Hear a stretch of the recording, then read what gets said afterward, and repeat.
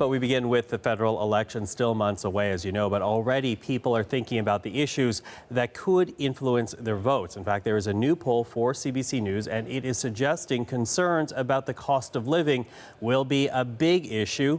Also in the top 4, jobs and the economy, the perennial issue of healthcare, and Canadians' growing concerns about climate change. So let's dig deeper into the poll right now, starting off with the worries about money. And for that, let's bring in Scott Peterson, who's tracking that part of the story. So break down some of the numbers for us here, Scott. Yeah, I mean, this is a worry that a lot of Canadians have. This is an ancient worry. People worrying about having to make ends meet between paychecks. And so when we talk about cost of living, this is a real worry for many Canadians as far as being able to make their bills from week to week, from paycheck to paycheck. So the cost of basics, really, when we're talking about the cost of living, this is groceries, food, electricity, keeping your children warm. 83% of us are worried about those very basic things, the things that we use every single day, putting gas in our car. 52% are also worried about retirements, putting something aside for a rainy day, looking for those days when we don't have to depend on living paycheck to paycheck every 2 weeks. And 51% of us are worried about shelter, which is an old worry as well. Housing. Can you afford the house that you live in? The repairs going forward. Can you afford the rent if you're renting? And here's another concern here. The next board asked the question as far as, are Canadians worried about making ends meet and meeting their payments from week to week? 19% say they're not worried. They're generally confident, but this is unusual. Look at that middle line there, the blue line. 68% of us are just getting by, paycheck to paycheck, making ends meet, and we're worried about it. 13% feel like we're not only not making it, we are sort of sinking in effect, and that's a real worrying statistic. Here's one Canadian family just moving to Hamilton, trying to make ends meet and sort of itemizing what this means to them and for raising their children.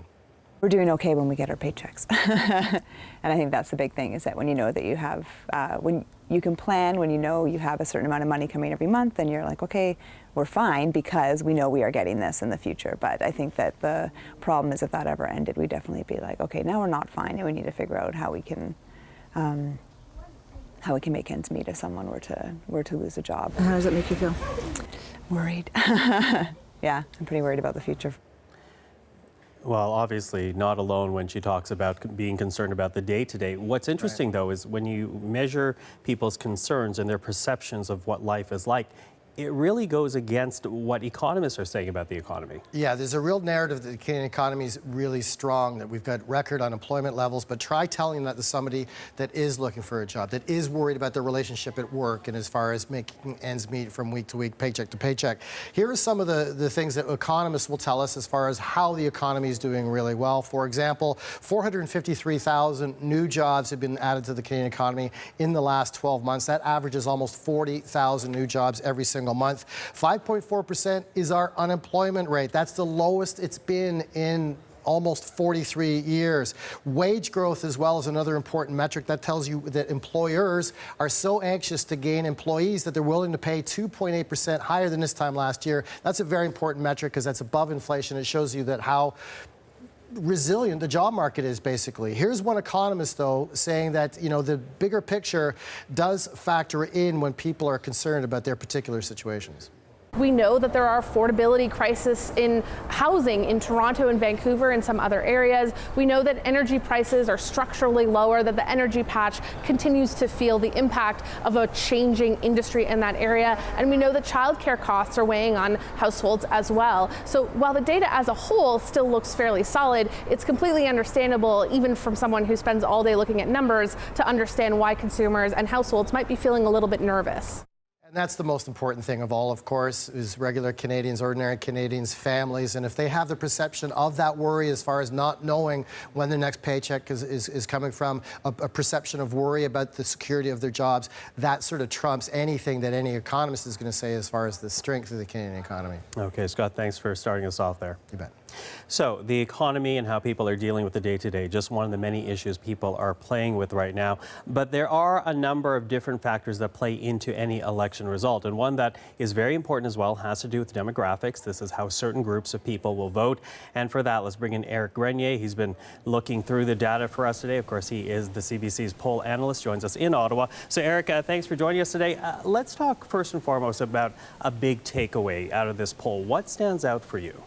Well, it certainly is that anxiety that we see in these results. And when we did ask Canadians what they were concerned about most, you did have over 50%, so majority Canadians, listing either the cost of living or climate change. And when you did break it down by various regions, those were the top two issues across the country. So it suggests that, those will be big issues during the election campaign. And they are issues that in some way have to be balanced off against each other, which we're seeing from some of the leaders. And when you break it down demographically, though, you do see some differences. Younger Canadians, new voters, the ones who will be casting a ballot for the first time in October, they are much more concerned about climate change than they are about the cost of living. Whereas new Canadians, people who've immigrated to the country in the last few years, they're more concerned about cost of living, yes, but also just finding and keeping a job. So climate change, not a major issue for them. So not a major issue for them. Let's talk a bit more about the demographics. So you mentioned first-time voters. Talk about that group as well as other groups, including Indigenous voters. What stands out for you in the poll regarding those demographics?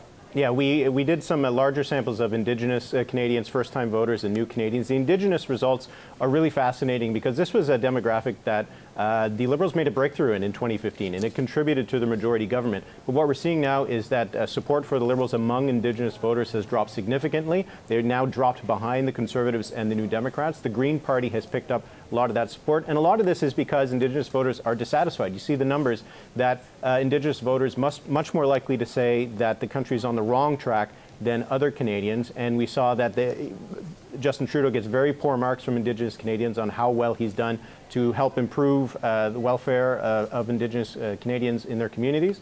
For first-time voters, you also see the Liberals are losing a little bit of steam compared to where they were in 2015. Obviously, the voting group has changed, but you're seeing that the New Democrats and the Greens are doing much better among first-time voters than they would have done in 2015.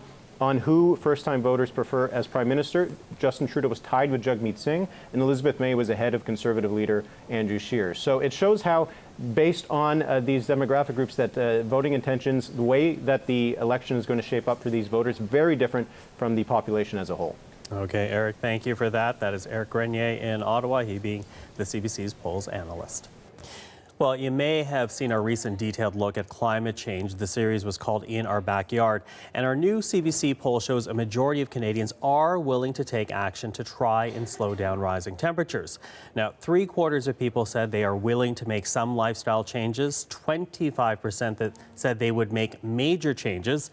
The poll shows that the top options a majority of Canadians are willing to adopt include buying local food and products, reducing the thermostat, purchasing less, and driving less as well.